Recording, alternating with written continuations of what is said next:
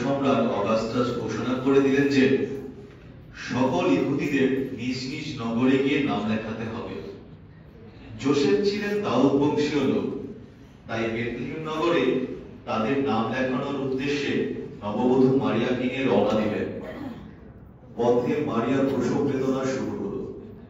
শহরের কোনো পান্থশালায় তাদের স্থান না হওয়ায় বাধ্য হয়ে তারা একটি গোয়াল ঘরে আশ্রয় নিলেন। শান্ত শুভ্র হিমশীতল সে রাত্রে মুক্তিদাতার জননী তার প্রথম জাত সন্তানকে প্রসব করলেন।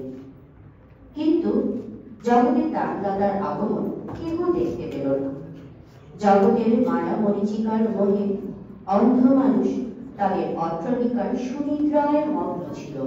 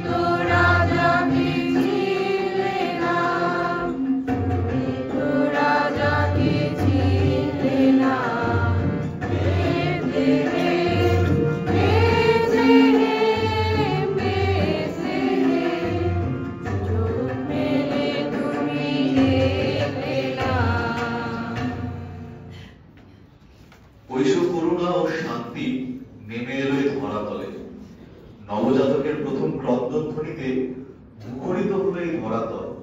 আকাশ বাতাস আমোদিত হলো এক নবজয়গানে। মাঝে একদল রাখাল রাত জেগে তাদের বেশদল পাহারা দিয়েছিল।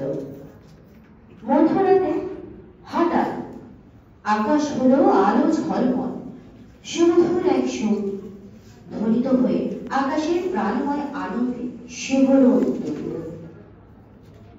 দূতের এই গান থেমে গেলে একজন স্বর্গদূত রাখাল বালকদের সামনে দণ্ডায়মান হয়ে বলে উঠল, তোমরা ভয় পেও না, শোনো, আজ দাউদ নগরীতে তোমাদের মুক্তিদাতা জন্মেছেন। বেথলেহেমের একটি ছোট্ট গোশালায় তোমরা তাকে শায়িত দেখতে পাবে।